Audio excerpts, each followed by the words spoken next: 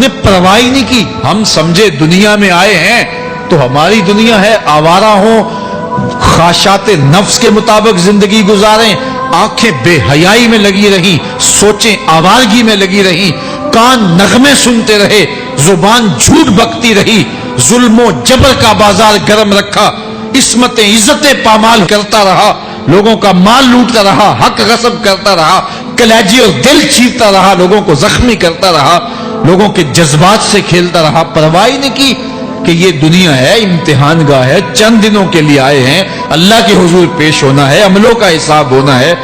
अब जब वो देखेंगे कि हमारे साथ क्या होने वाला है तो उनके चेहरे पहले बिगड़ जाएंगे। क्यों? वो गुमान करेंगे कि उनकी रीढ़ की हड्डी तोड़ दी जाएगी। ऐसे अजाब आएंगे जिस तरह किसी की रीढ़ की हड्डी टूट जाए तो उसका चेहरा शगुफ्ता गुलाब तो नहीं होता, उसका चेहरा जो है वो तो किस कदर मुरझाया हुआ होता है। तो अल्लाह इरशाद फरमाता है इस तरह इनके चेहरे होंगे। अभी अजाब आया नहीं है लेकिन चेहरे पहले उतरे हुए होंगे और जब अजाब की भट्टी में डाले जाएंगे, अल्लाह अकबर। और वो सख्त अजाब, हुजूर ने जिब्रील अमीन से पूछा मुझे जहन्नुम के अजाबों का जिक्र सुनाओ। अर्ज की हुजूर सबसे हल्के अजाब की कहानी सुनाता हूं और वो ये कि जहन्नुमी के पांव में आग का जूता रखा जाएगा, बाकी पूरा बदन उसका सलामत होगा। ये सबसे हल्के अजाब की कैफियत है। अब पांव में आग का जूता होगा, हिद्दत, गर्मी, शिद्दत इतनी होगी कि दिमाग पिघल के नाक और कानों के रास्ते से बाहर आ जाएगा। पांव में रखे हुए जूते की गर्मी दिमाग को ऐसे चढ़ेगी कि वो पिघल जाएगा और नाक और कानों के रास्ते से बाहर आ जाएगा। तो अल्लाह के अजाब के खौफ से चेहरे बिगड़ जाएंगे, हालत सलामत नहीं रहेगी। ये बात ज़हन में रखें कि अल्लाह जिसको जहन्नुम में डालेगा उसको इस सूरत में नहीं डालेगा, ये मुहम्मदी सूरत है। ये शक्ल उसकी छीन ली जाएगी और उसकी शक्ल बड़ी कर दी जाएगी। उसका एक एक दांत ओहद पहाड़ जितना होगा। ओहद पहाड़ का फैलाव 15 किलोमीटर पे है। 15 किलोमीटर का एक दांत और 32 दांत कितने होंगे तो मुंह कितना बड़ा होगा। उसको इतना बड़ा इसलिए किया जाएगा ताकि वो अजाब की तकलीफ ज्यादा सहे। 70-70 गज मोटी खाल होगी और खाल जल जाएगी तो अल्लाह कुरान में फरमाता है हम नई खाल दे देंगे ताकि अजाब की तकलीफ इसको गवारा करनी पड़े। फिर चीखेगा, चिल्लाएगा, हाय मुझे पानी दो, प्यास की शिद्दत है। 70 साल तक तो उसकी कोई आवाज ही नहीं सुनेगा। 70 साल के बाद दारोगा जहन्नम चीख कर कहेगा क्या मांगता है? वो बोलेगा मुझे पानी चाहिए। कहा जाएगा तो बेबी मिलता है पानी। फिर दारोगा जहन्नम उसे पानी देगा, कोका कोला की बोतल देगा या पेप्सी थमा देगा या मिनरल वाटर की बोतल देगा?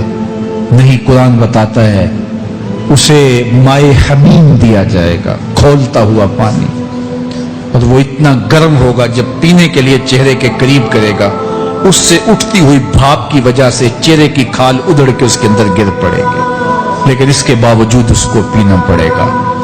अल्लाह फरमाता है ये दुनिया ही सब कुछ नहीं है, समझ लिया यही सब कुछ है। आखिरत को भूल गए, सुबह उठे काम पे चले गए, शाम आए आवारगी में चले गए। सदाएं आती रही हय्या अला सलाह हय्या अल फलाह, कोई परवाह नहीं की। ना पेशानियों ने सजदे किए, ना सोचों में पाकीज़गी आई। जिंदगी यूं गुजार के चले गए, ऐसे नहीं। कहा एक वो होंगे जिनके चेहरे शगुफ्ता गुलाब होंगे, एक वो होंगे जिनके चेहरे बिगड़े हुए होंगे।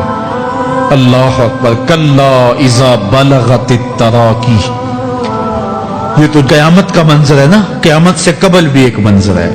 अल्लाह उस मंजर को भी बयान कर रहा है। कल्ला इज़ा बलगतित तराकी, हाँ हाँ जब जान गले को पहुंच जाएगी। ऐ इंसान तेरे ऊपर वो घड़ी भी आने वाली है, वो वक्त भी आने वाला है जब सांस इस हंसली में अटक जाएगा, जब सीने से भी सांस ऊपर चली गई।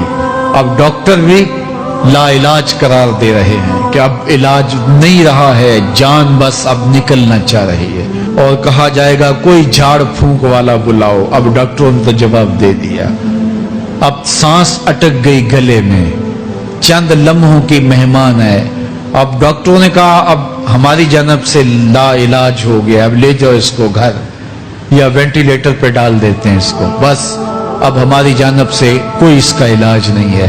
اب گھر والے روتے ہیں, کہتے ہیں کوئی جھاڑ پھونک والا لاؤ, کوئی دم والا لاؤ, شاید وہ کوئی دم کرے تو اس کی جان میں جان آ جائے. ڈاکٹروں نے تو لا علاج قرار دے دیا. وَظَنَّ عَنَّهُ الْفِرَاقُ. اللہ فرماتا ہے یہ تو جھاڑ پھونک والے کو ڈھونڈ رہے ہیں, لیکن جس کی سانس یہاں اٹکی ہے وہ سمجھ گیا ہے اب موت آ گئی ہے. اس کو یقین ہو گیا ہے کہ اب موت کے لمحے آ گئے ہیں, اب میں بچ نہیں پاؤں گا.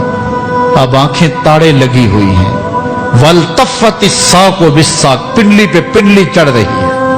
جب موت آ جاتی ہے تو پھر پنڈلی سے پنڈلی لپٹ جاتی ہے, اس کو پھر جدا کرتے ہیں اور جدا کر کے دونوں انگوٹھے باندھ دیتے ہیں تاکہ پنڈلی کے اوپر پنڈلی نہ چڑھے.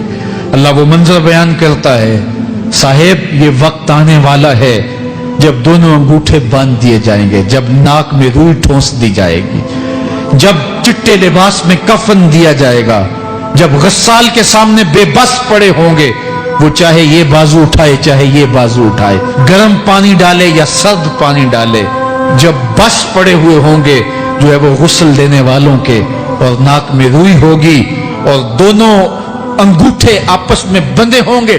یہ محل, یہ ماڑی, یہ کوٹھیاں, یہ بنگلے جس کو سویر شام لگ کے حلال حرام کی تمیز کیے بغیر بنایا تھا. غوث اعظم رضی اللہ تعالیٰ عنہ بولے مکان بنا رہا ہے, بسیں گے اور حساب تو جا کے دے گا. اور یہ تو ایک رات بھی تجھے اس گھر کے اندر نہیں رکھیں گے کہ چلو ایک رات مہمان رکھ لیں. کہتے ہیں نہیں نہیں, مہمانوں نے بھی جانا ہے تو جلدی کرو, اس کو سپرد کراؤ. وہ تو تیرا لباس بھی پھاڑ کے اتاریں گے, خود غسل دینے کے لیے تیار بھی نہیں ہے. تجھ سے خوف آنے لگا ہے, جاندی واری ڈرونا بنے ہوتے, ہاتھ نہ لاندے ڈر دے, جنہ لئی تو پاپ کمائے آج کتھے نہیں تیرے کر دے. آج تو وہ تیرے ساتھ تجھے غسل دینے کے لیے آمادہ نہیں ہے. وَالْتَفَّتِ السَّاقُ بِالسَّاقِ. جب پنڈلی پہ پنڈلی چڑھنے لگ جائے گی, إِلَىٰ رَبِّكَ يَوْمَئِذٍ الْمَسَاقُ. اس دن تیرے رب کی طرف ہی لوٹ کے جانا ہے. فَلَا صَدَّقَ وَلَا صَلَّىٰ. اس نے نہ تو سچ مانا اور نہ نماز پڑھی. وَلَٰكِنْ كَذَّبَ وَتَوَلَّىٰ. ہاں جھٹلایا اور منہ پھیر کے چل پڑا. ثُمَّ ذَهَبَ إِلَىٰ أَهْلِهِ يَتَمَطَّىٰ. پھر اپنے گھر کو اکڑتا ہوا چلا. اولا لک فاولا ثم اولا لک فاولا. تیری خرابی آ پہنچی, ہاں تیری خرابی آ پہنچی. اَيَحْسَبُ الْإِنسَانُ أَن يُتْرَكَ سُدًى. انسان دنیا میں یہ گمان کرتا ہے اس کو سدا چھوڑ دیا جائے گا. سدا عربی میں ایسے اونٹ کو کہتے ہیں جس کی مہار کسی کے ہاتھ میں نہ ہو. شترے بے مہار, جہاں مرضی جس گھاٹ سے چاہے پانی پیے, جہاں سے مرضی چارہ لے, تو شترے بے مہار کو کہتے ہیں سدا. تو یہ انسان بھی گمان کرتا ہے کہ میں بھی سدا ہوں, مجھے کوئی کیوں پوچھے. مالک دے در راکھی کر